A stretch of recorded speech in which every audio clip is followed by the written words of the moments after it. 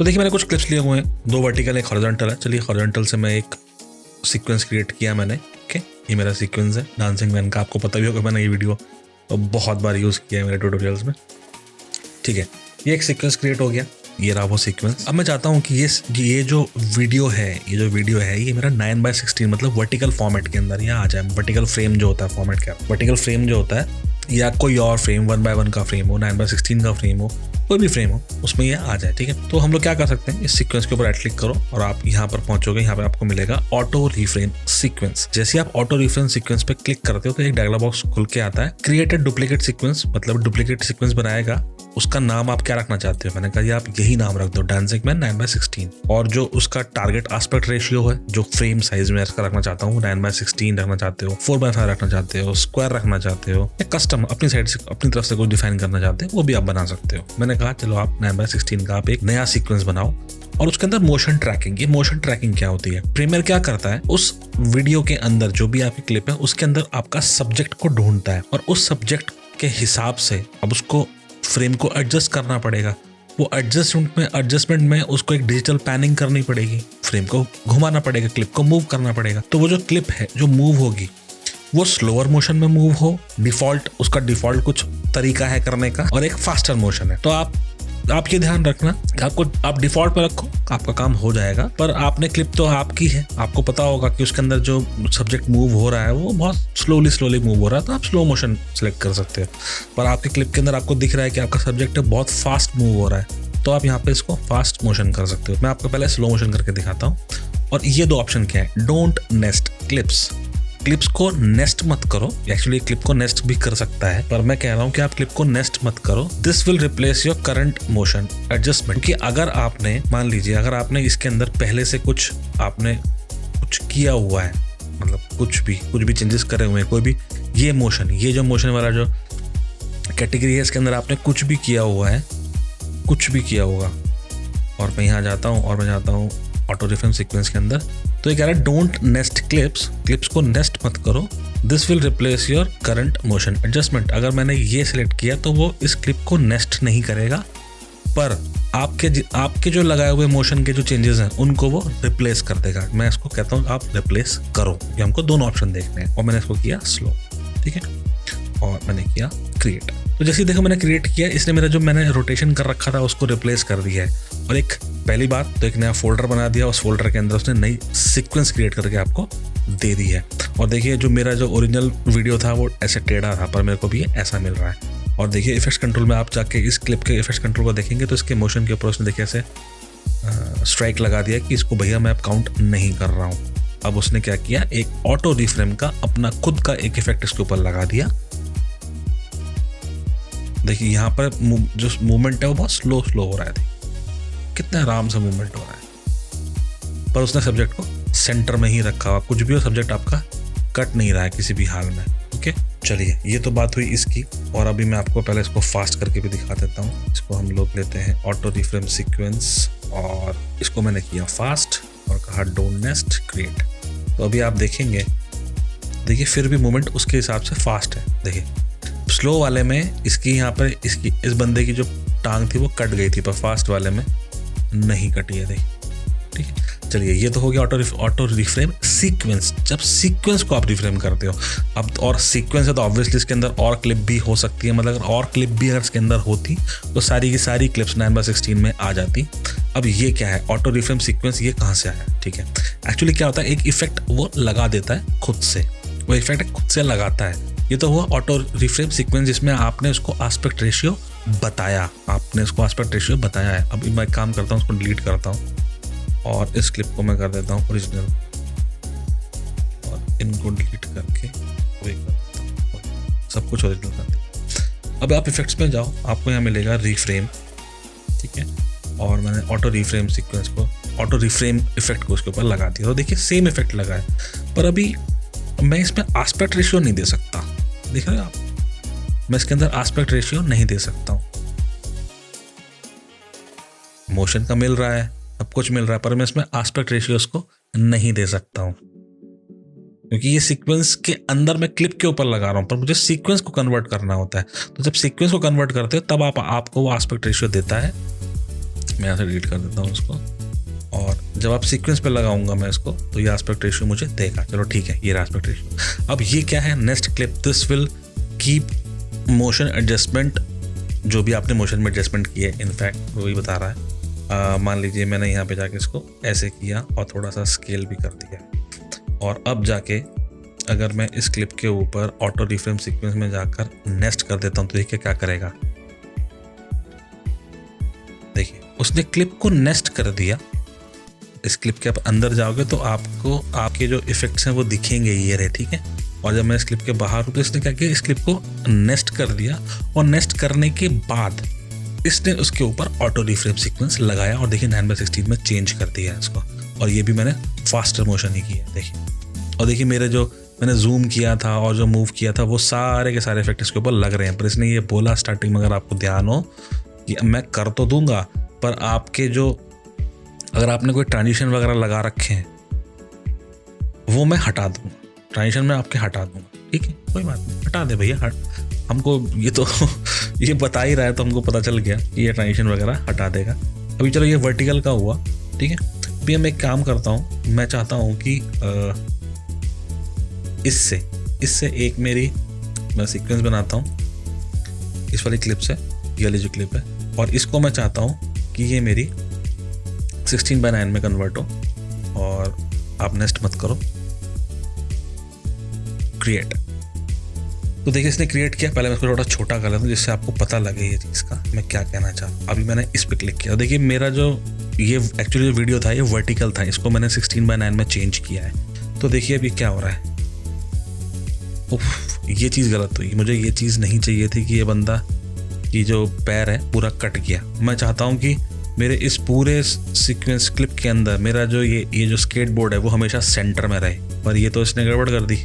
देखिए यहाँ पे जंप भी किया तो ऊपर चला गया, मुझे ऐसी चीज़ें नहीं चाहिए थी। तो आप क्या कर सकते हो, फास्ट मोशन है कोई बात नहीं, रहने दो। ये आता है ओवरराइट जनरेटेड पाथ, मतलब एक्चुअली क्या होता है, ऑटो रिफ्रेम में प्रीमियर खुद से कुछ की फ्रेम्स लगाता है और आपके क्लिप को मूव करता है, पर मुझे वो की फ्रेम्स जो हैं वो नहीं दिख रहे हैं अभी। वो कब दिखेंगे, जब आप करोगे इसको ओवरराइट। आपने कहा कि भाई जो तुमने की फ्रेम लगाए हैं ना, मैं उनको ओवरराइट, आपके की फ्रेम है लगे रहने दो कोई बात नहीं, पर मैं उनमें से कुछ की फ्रेम्स को मैं ओवरराइट करना चाहता हूँ। पहली चीज़ तो आप हमेशा ध्यान रखिए, प्रीमियर में जितने, प्रीमियर क्या आफ्टर इफेक्ट्स वगैरह में भी आपने पेन टूल वगैरह यूज़ किया होगा तो, या फिर कर्वेचर पेन टूल वगैरह यूज़ किया होगा इलस्ट्रेटर वगैरह में, तो आपको ये पता होगा कि कितने कम आप पॉइंट्स लगाओ उतना ज़्यादा आपका जो भी मूवमेंट है, पाथ है, वो उतना आपका स्मूथ रहता है। अब देखिए यहाँ पर क्या हुआ है, ये यहाँ से यहाँ आया, ये इधर चला गया।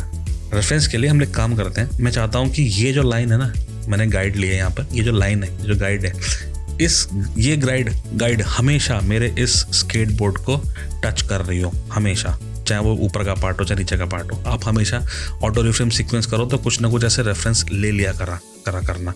वर्टिकल भी ले सकते हो, पर यहाँ मैं वर्टिकल नहीं ले रहा क्योंकि एक्चुअली स्केटबोर्ड बहुत लंबा है इसलिए, ठीक है। मैं यहाँ पर आया, यहाँ तक सही है, यहाँ पर मेरा स्केटबोर्ड सही है, यहाँ नीचे चला गया है, ठीक है। तो मैं चाहता हूँ कि इस वाले में इसको तो पहले डिलीट ही कर दो, ठीक है।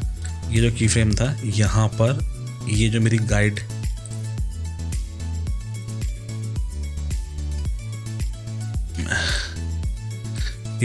क्या है इसके पास, अब देखिए मैं उनको चेंज कर पा रहा हूँ। ये गाइड मेरी इसको कट करे या स्केटबोर्ड को टच करे, तो देखिए, ठीक है। मैं चाहता हूँ कि पूरे ओवरऑल वीडियो के अंदर ये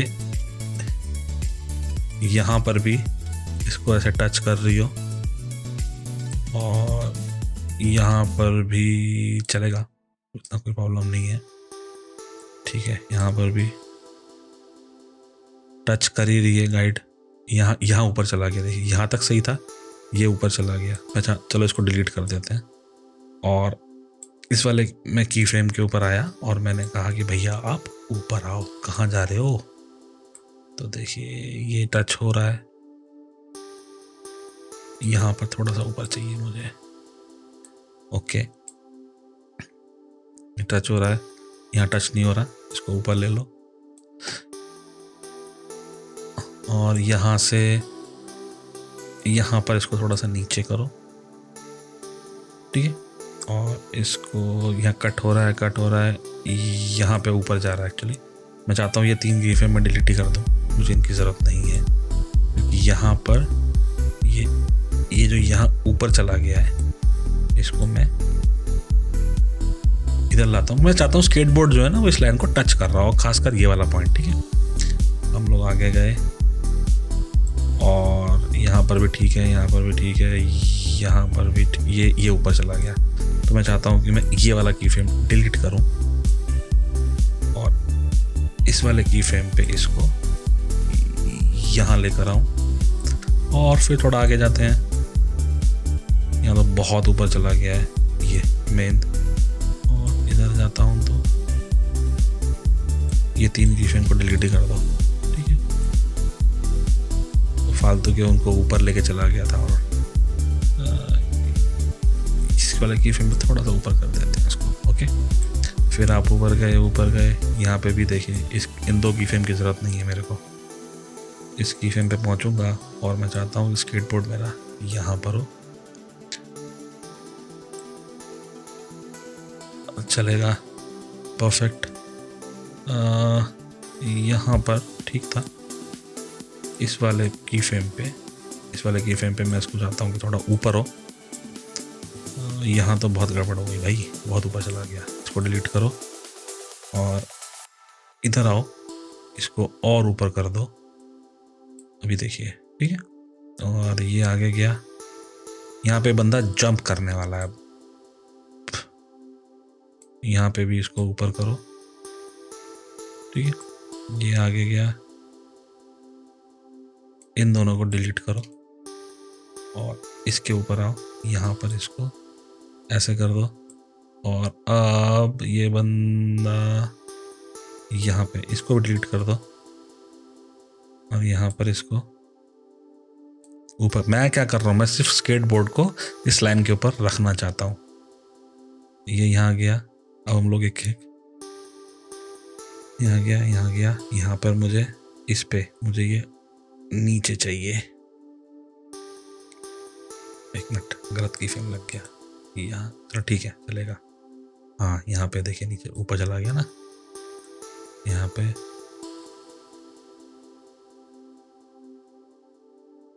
इधर अभी देख लेते हैं एक बार पीछे जाके। ठीक है, फिर मैं आगे गया, यहाँ पे की फ्रेम लगा दो, इससे ये थोड़ा सा नीचे आए, और आगे गया, यहाँ पे की फ्रेम लगा दो, ये नीचे आए। ठीक है, देखिए पूरा मुझे वो चाहिए इसके ऊपर। ये देखिए लंबा वीडियो हो गया होगा, पर ये एक्चुअली चीज़ जाननी ज़रूरी है कि आप कैसे की फ्रेमिंग यहाँ कट रहा है एक्चुअली इसके ऊपर। यहाँ तो खैर बाहर ही निकल गया पूरा वो, फिर भी इसको ऐसे कर लो वरना एंड में बहुत अजीब लगेगा वीडियो। ये रहा स्केटबोर्ड। ओके, चलिए अब देखते हैं इसको हम स्टार्टिंग से कैसा लग रहा है ये। ठीक है,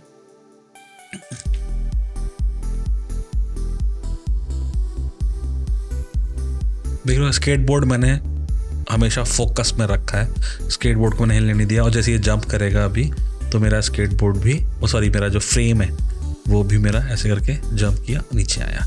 यहाँ पर शायद गड़बड़ हुआ है कुछ, यहाँ पर ये ब्लैक ओके, स्क्रीन कटी है।